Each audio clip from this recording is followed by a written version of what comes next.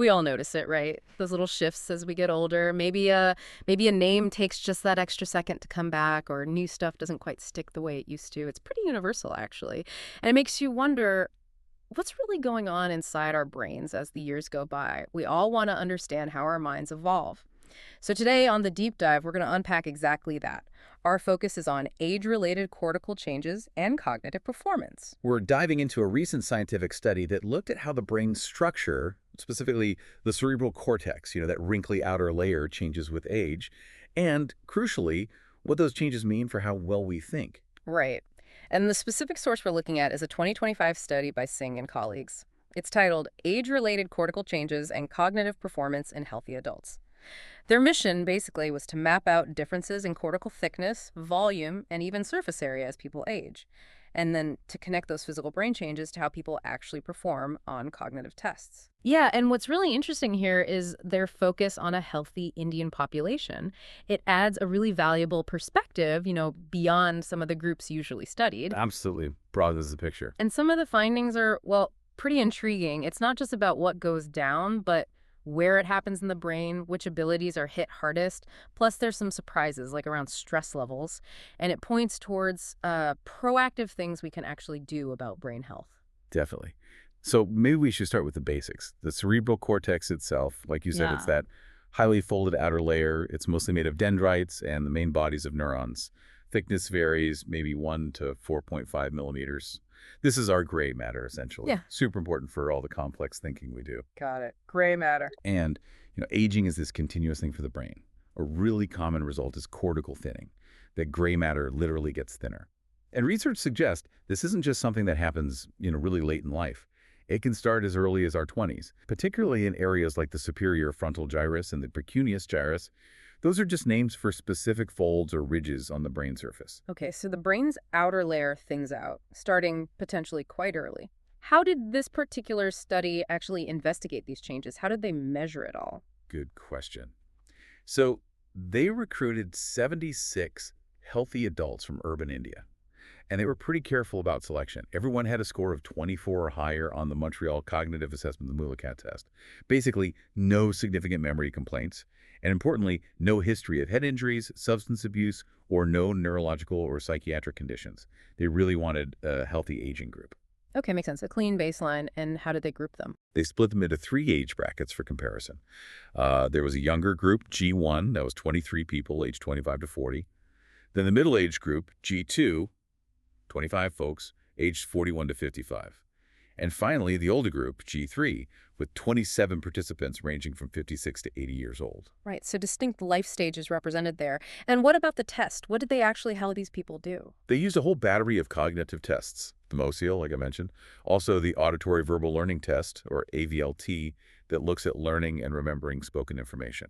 The Digit Symbol Substitution Test, DSST, that measures how fast you process information and coordinate visual input with motor responses, plus logical memory, and the digit span test, both forward and backward, which tap into attention and working memory. Okay, so pretty thorough cognitive checkup. Yeah, and they didn't stop there. They also measured things like perceived stress, anxiety levels, even sleep quality. And then for the brain structure itself, they use high-resolution MRI scans. These scans let them get really precise measurements of cortical thickness, volume, and area in different brain regions. Wow, okay. Combining the brain scans with the cognitive tests, that sounds like a powerful approach. Exactly. It lets you link the structure to the function. So here's where it gets really interesting. What did they actually find? What were the big takeaways? Well, the main finding, maybe not surprisingly, confirmed what we generally see. There was a significant decrease in regional cortical thickness and volume with age. And this went along with a decrease in cognitive performance overall. Okay, so age goes up, thickness and volume tend to go down, cognition tends to follow. Pretty much. When they looked at correlations, it was quite clear. A strong negative correlation between age and the average cortical thickness, meaning older age predicted lower thickness across both the left and right sides of the brain. And they also found a moderate negative correlation between age and the total cortical volume. So less overall gray matter volume 2. So when we talk about this thinning and volume loss, does that mean the whole brain is just kind of shrinking uniformly, or is it more specific than that? That's a really important point. While thickness and volume definitely showed these age-related declines, The study didn't find significant changes in the overall cortical area between the age groups. Ah, okay. So the surface area, the kind of overall layout, didn't change much in the study, but the thickness and volume within that area did. Exactly. It's a more nuanced picture than just shrinkage. Got it. So, okay, so structurally, things get thinner, less voluminous in places. What about cognitively? Which specific thinking skills took the biggest hit? Right. They pinpointed some specific areas. The older group, G3, showed significant drops compared to the younger group, G1, in a few key functions.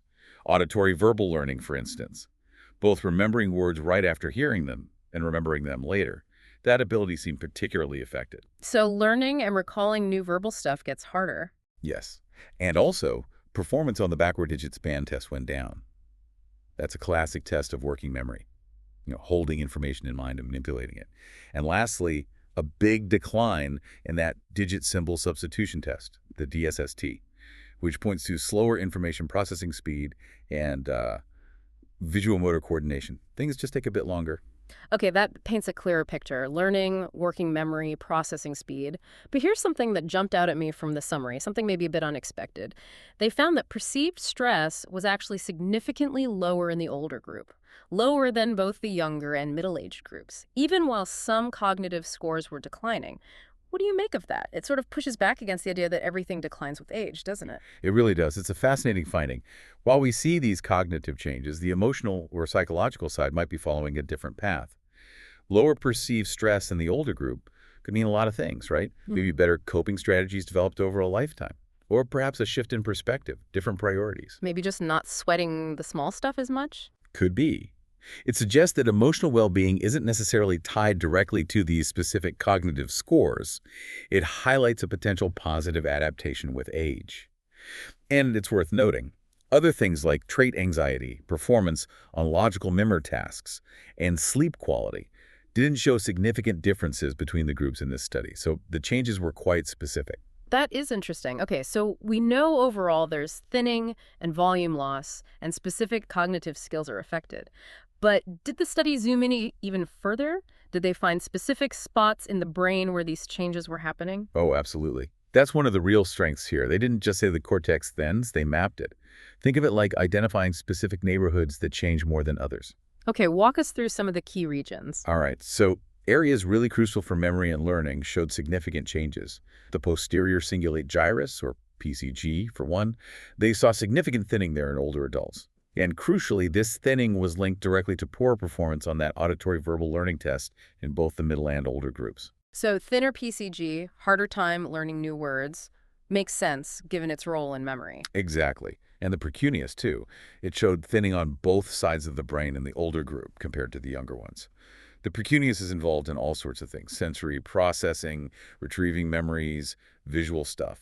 Thinning there was also linked to declines in verbal memory, both immediate and delayed recall. Okay, PCG and precuneus, big players in memory. What else? Then you have the temporal regions, middle, superior, inferior, temporal gyri. These areas, generally associated with memory and visual perception, also showed significant thinning and volume reduction with age.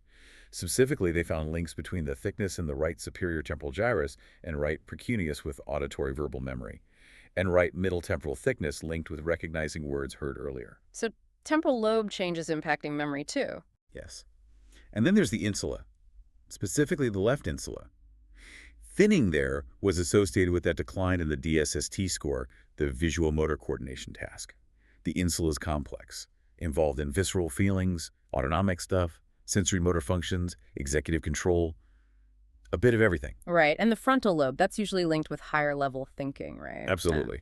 And they found changes there too. Reduced cortical volume in areas like the lateral orbitofrontal cortex and the rostral middle frontal gyrus in older adults. Interestingly, some volume reduction in the right lateral orbitofrontal area showed up even in the middle-aged group compared to the younger one. So changes starting earlier in some frontal regions. Potentially, yes. And these areas are key for executive functions, planning, decision-making, working memory, controlling emotions. Volume in the left rostral middle frontal area was linked to auditory verbal recognition performance. Okay. Any other major areas? Yes, also the occipital lobe, primarily involved in vision. The right lateral occipital cortex showed thinning in older adults, and both the right cuneus and lateral occipital regions showed reduced volume. These areas deal with object recognition, visual perception, even visual working memory, Yeah. and finally, even the pre- and post-central gyri areas, primarily for sensory input processing and initiating motor movements, showed cortical thinning in the older participants. Wow. So it's quite widespread, but definitely concentrated in certain networks, memory, executive function, processing speed related areas. Exactly.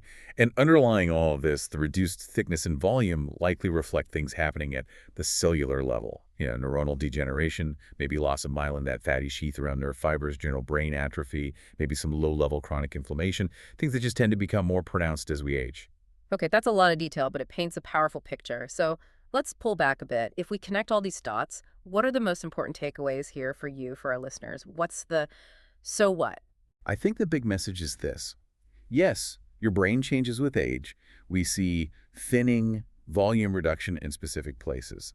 But this kind of research gives us a much clearer map of which cognitive skills are most likely to be affected, like learning new verbal information, recalling it, processing things quickly, and which brain regions are most involved.